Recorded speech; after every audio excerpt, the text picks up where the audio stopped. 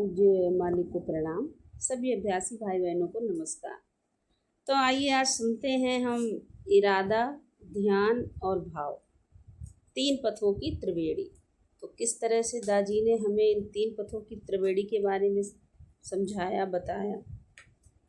उन्होंने बताया है कि मैं एक ऐसा प्रश्न पूछकर आरंभ करना चाहता हूँ जो शायद कुछ लोगों को थोड़ा असहज कर दे।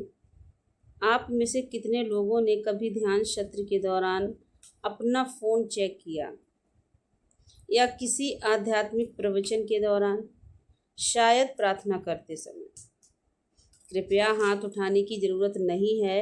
मैं इसलिए पूछ रहा हूँ क्योंकि मैंने खुद ऐसा किया है, और जब मैंने दिव्यता की ओर बढ़ने की बजाय फ़ोन की ओर हाथ बढ़ाया, तब मुझे समझ में आया, तब मुझे एहसास हुआ कि ये हम एक अभूतपूर्व समय में जी रहे हैं।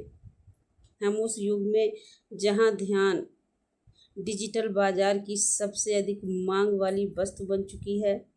टेक्नोलॉजी कंपनियां केवल आपके 3 और सेकंड पकड़ने के लिए अरबों खर्च करती हैं। इसे ही ध्यान अर्थव्यवस्था कहा जाता है। लेकिन यही विरोधाभास है कि हमारे पास ध्यान देने के पहले से कहीं अधिक साधन हैं, फिर भी हम पहले से कहीं अधिक विचलित हैं। हमारे फ़ोन में ध्यान ऐप्स है जो ध्यान के दौरान उसे बाधित करते हैं। हम आध्यात्मिक पॉडकास्ट सुनते हैं, लेकिन मल्टीटास्किंग करते हुए। हम दिव्य उपस्थिति चाहते हैं, लेकिन सचेत जागरूकता के अभाव में जीते हैं। आज मैं आपके साथ एक शाश्वत सत्य साझा करना चाहता हूँ। एक ऐसा सत्य जिसे प्राचीन ऋषियों ने माना, जिसे आज का न्यूरोसाइंस भी स्वीकार करता है, और जो हमारे जीवन को पूरी तरह रूपांतरित कर सकता है। यह सत्य है कि जिस पर हम ध्यान देते हैं, हम वही बन जाते हैं। जिसे हम उपेक्षित करते हैं, वह हमारे अस्तित्व की परिधि से बाहर ही रह जाता है। लेकिन मुझे इससे आगे की एक बात कहनी है। केवल ध्यान पर्याप्त नहीं है।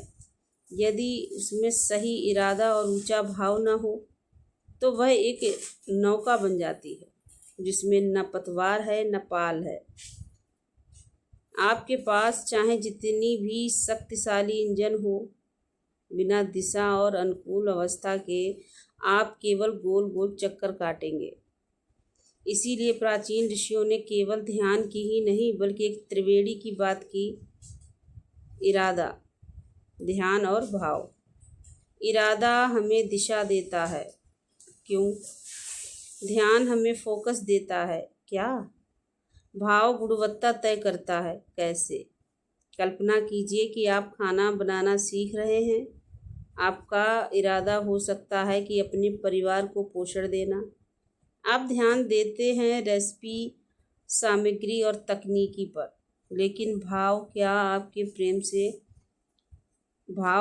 प्रेम से पका रहे हैं या झुंझुलाहट में? यह तय करेगा आप सिर्फ भोजन बना रहे हैं या प्रसाद तैयार कर रहे हैं। 3 पथों की ओर विविध स्वभाव, एक गंतव्य। प्राचीन ऋषियों ने एक अत्यंत सूक्ष्म सत्य पहचाना: मनुष्य केवल एक प्रकार का नहीं होता। हर व्यक्ति का स्वभाव, समझने का तरीका और आत्मा की अभिव्यक्ति भिन्न होती है।